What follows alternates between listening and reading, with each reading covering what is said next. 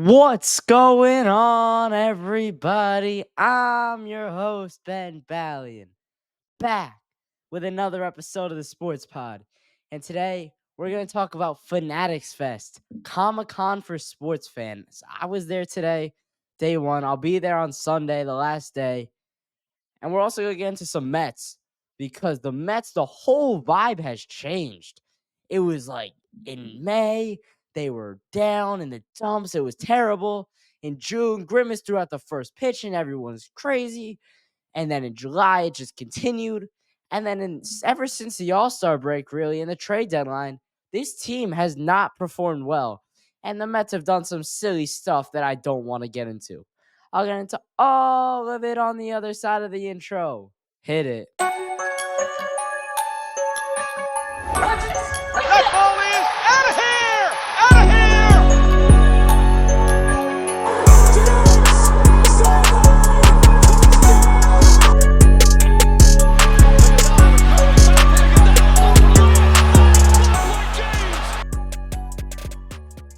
All right, let's get into this episode. I'm excited for this one. This is going to be a good one. First off, I met so many people today. I met WFAN's Salicata. Well, hold up, Salicata. Go check my Instagram at the sportspod_Ben. And you might get a little sneak preview of something coming soon. I'm not going to say what it is, but something with Sal might be coming soon. I met his partner on WFAM, Brandon Tierney. I met Tommy Lugauer.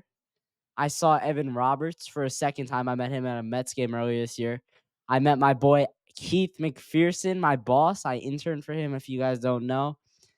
I met Jimmy O'Brien from John Boy, the one that does the breakdowns.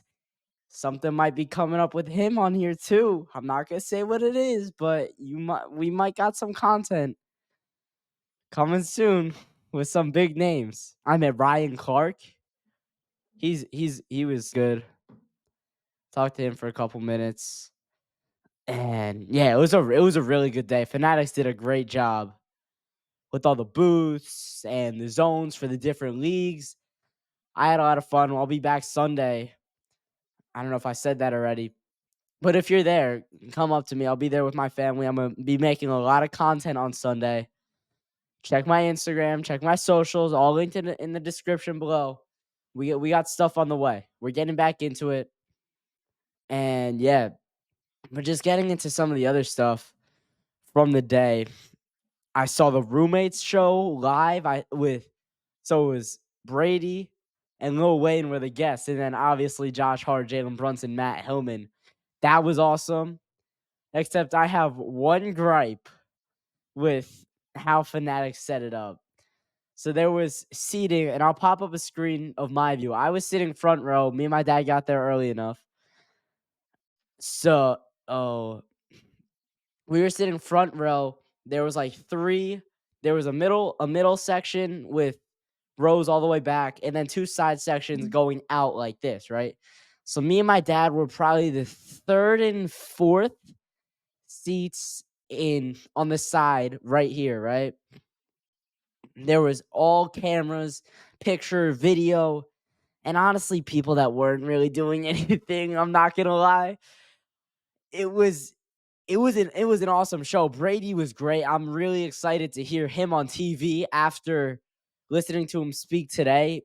He gave some good stories. He was really good. Lil Wayne was good too. Speed was on stage. He backflipped off a chair. That was insane. I was saying, so like people were like recording. They were saying they were recording, but a lot of the time they were just on their phone texting, not really doing what they said they were doing. But they had the press pass, so it was okay. I'm getting one of those soon. Mark my words. But yeah, they weren't really doing their job, and they were standing right in front of this like metal cage that blocked everyone from the screen or from the stage. So like nobody could like run on the stage. Everybody was like, those people were like standing leaned up against it, blocking like the audience's view from the front row back, which it wasn't ideal, but we got through it. And it was a really good show. I enjoyed it. Josh and Jalen are great. The roommate show was great. Yeah. It was a good day. It was a great day overall. I finally met my guy Keith McPherson in person. That was the first time I've ever met him. He's gonna be back Sunday. He's hosting a show from Fanatics Fest. I'll be there for that for sure. The WWE zone was cool, where you could do the walkouts. I didn't do it, but there was like they have the like the screen area that plays like the video and the music where you walk out from. It looked pretty cool. I'm not really into WWE, so I probably won't do it. But it looked cool. They had an octagon that looked cool. I know Pereira was in there. The MLB zone was awesome. They have like a field that's set up for like a home run derby. That was cool. I'm gonna do that on Sunday. I was um I was more worried about some other things like trying to like network and stuff like that today. I'm gonna go with my family, focus on content and doing all like the experience stuff on Sunday. What else? The NFL zone was good. They had all the Super Bowl rings ever, which was cool to see the evolution from the first Super Bowl to what we have today in the Chiefs' last one. And yeah, I mean, Tom Brady was out there. He was throwing passes to little kids. Gronk was out there. It was a ton of fun. And then the other thing they had was it was like its separate thing kind of, but it was like a card show, like sports cards, which I'm not into that a ton, but I'll get into it a little bit. I know some stuff about it, so that was cool to just like walk around for a little bit. And then I didn't go in the theater, which is where it's basically like what they called center stage, where they did like the first take, roommates, the pivot podcast. It was more of like panels though. So it was like the Knicks had one, it was called the Big Bong panel, and it was Spike Lee, Ben Stiller, Josh Hart, Jalen Brunson, Clyde Frazier. It was awesome. Me and my dad got there too late, not to like the convention center, but like down to the theater too late to get in. It was already at capacity. So we walked around. I spent a lot of time at the WFAN booth. I was in the Fanatics Superstore. They had a ton of stuff, a ton of jerseys. I saw a Marcus Camby Knicks jersey, all orange. Where else was I? I was in Lids and Mitchell and Ness. The Mitchell and Ness one disappointed me a little bit. I thought they were gonna have more inventory in stock, but Lids had a lot of stuff, a lot of hats, fitted, snapback. It was cool. And where else did we go? We walked around. The NBA had a cool zone. They had like the in-season tournament court, and you could like shoot free throws on it. They had the in-season tournament trophy where you could like walk through the tunnel, basically how they had it set up in Vegas last year. So you would walk through the tunnel, and then the trophy's right there. You take pictures with it, whatever. I took a picture with the Larry O'Brien trophy. I Not the Larry O'Brien trophy. What what am I talking about? The Super Bowl trophy, the Vince Lombardi. Talking about NBA got me confused. Yeah. Let me know what you want. Let me know in the comments down below what kind of content you want when I go on Sunday, because I'm open to anything. I'll do whatever. It was a lot of fun. The John Boy guys weren't bad. They did like some trivia games. They did like an umpiring thing. The guys from We Got Ice. What are the names? Jack and Zoe, I think. Something like that. It was like striker ball. That was kind of fun. It was fun to watch. And yeah, that's Fanatics Fest. Fanatics Fest is really good today. I'm interested to see what it's gonna be like the other days. I didn't get any autographs or pictures. That's the prices are insane for that kind of stuff. Peyton Manning. Not that I'm saying I would get him, but $1,000. That's insane to me. I don't know. I'm not gonna get into that too much. Let's transition a little bit into my New York Metropolitans. I've got I've got I've got some stuff to say on this team. The vibe in from June to the end of July to where it is now has completely shifted. This team had such high vibes. It was seeming like it was some magical Mets stuff. But then after that, I don't know what's going on, but the production on the field hasn't been the same. The energy hasn't been the same. Like watching these games, they feel like they're taking forever. And yesterday's actually did 3 hours and 45 minutes. But it just feels like it's not as much high energy as it was the past couple months, weeks.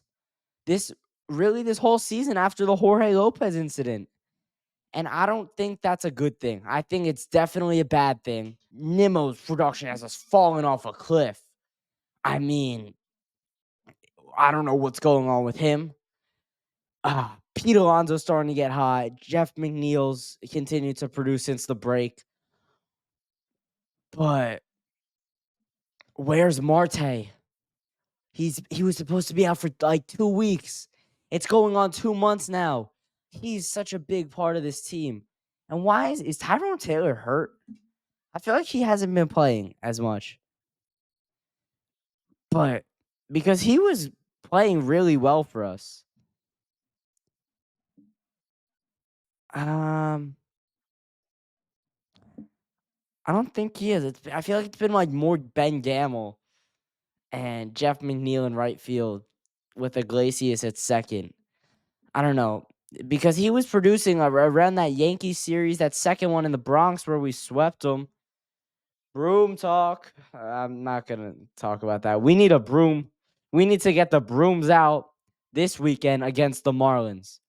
If we don't sweep this series, our season could be over in the middle of August because the Padres and Diamondbacks are not losing. They simply aren't. They're 4.5 games ahead right now. The Mets are winning 7-3 as I'm recording this. They better pull this one out. We do not need any more bullpen implosions. Oscar Brazaban has been solid but bad at the same time. I don't really know how to describe it, but he's been good and he's also been bad. We needed that game against the Angels that he imploded in. I feel like that's such a huge game. JD Martinez grand slam late in the game to take the lead, and then Wasker comes in and gives it up. We needed that win. We needed to win a game in Seattle, and we needed to win the series versus the A's. That was an embarrassment yesterday. I mean, you go up 5-0. Everything's feeling good. You walk 11 freaking batters. You walk 11. That can't happen. It simply can't. And the A's are going to punish you. The A's are not a bad team. Since the All-Star break, I put it on social media. Let me see if I can find it real quick. But I said something along the lines of these games against the A's aren't going to come easy. The Mets are facing pitchers with high ERAs. So those are good games for the pitchers because the Mets don't know how to hit against good pitchers. Apparently, here's what I said.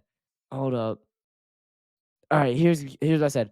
Just because the Mets are playing the lowly A's, don't expect these to be easy wins. The A's have been a top 3 team since July 1st. Ross Stripling, who has a 5.72 ERA, is going for the A's tonight, which equals 70 scoreless innings, because the Mets don't hit bad pitchers. And the Mets lost that game 12-2. It's a mockery. You cannot lose those kind of games. You need those wins. And if we don't sweep the Marlins now and take 2 of 3 from the Orioles, it might be time to pack it up. The Braves are starting to find their stride. They got Michael Harris back. The Giants are getting hot, and the Cubs are getting hot. So all these teams, it seemed like it was going to be a 4-horse race for the last couple weeks between the Padres, Diamondbacks, Mets, and Braves. But now you got 3 more jumping in the Giants and Cubs, or 2 more. Excuse me. Those are games. You have to win those games. There's no other way to put it. The walks are unacceptable. Just put the ball in the strike zone. Just put it in the zone. You can do it. Like, come on. It's it's a laughing stock. I'm not even gonna get into the other stuff. All right, that's gonna do it for this one. Fanatics Fest Day 1 was amazing. The Mets are still in the thick of things, but they can fall out of it easily with a bad week, another bad 2 series. Actually, one more thing. I'm gonna put a scale out of 10 on the Fanatics Fest. I would say 8 out of 10. I think it was really good. It wasn't perfect just because of the no, I don't want to say security at the roommates because it was good, but like the amount of people that weren't supposed to be at the front of the line that were at the front of the line. All right, that's gonna do it for this episode. I'm your host, Ben Ballion, and this is the Sports Pod.